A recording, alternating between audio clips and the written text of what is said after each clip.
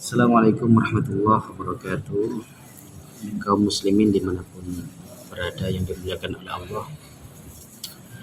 Dalam surah Luqman ayat 33, di situ disebutkan wala yaghurrannakum billahil gharur.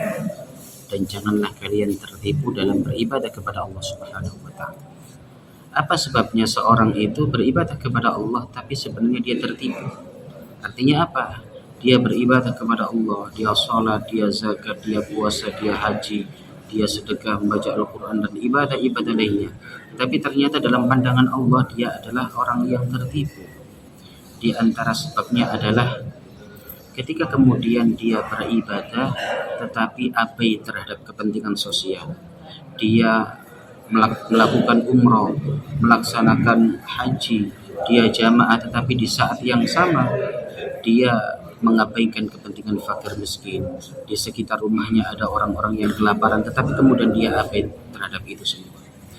Sebab yang kedua dari ibadah yang sia-sia itu adalah ketika kemudian kita beribadah kepada Allah, melaksanakan berbagai amal kebaikan, tetapi di saat yang sama kemudian kita merasa lebih mulia daripada orang lain yang tidak beribadah.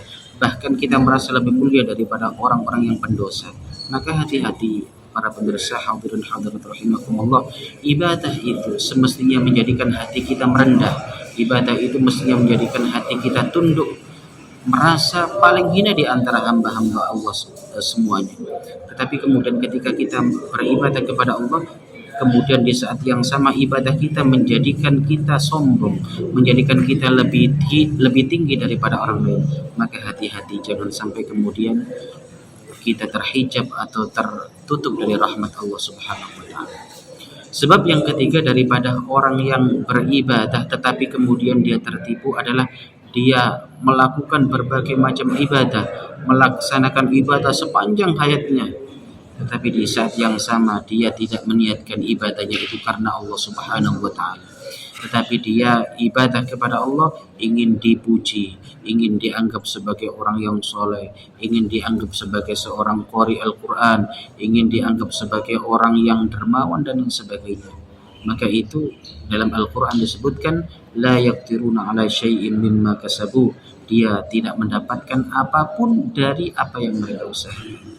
Maka hadirin hadirat rahimakumullah, mari kita beribadah di saat yang sama, mari kita menjaga hati kita. Jangan sampai kemudian kita ibadah tapi sia-sia. Wal-'afwu minkum. Demikian yang bisa saya sampaikan. Assalamualaikum warahmatullahi wabarakatuh.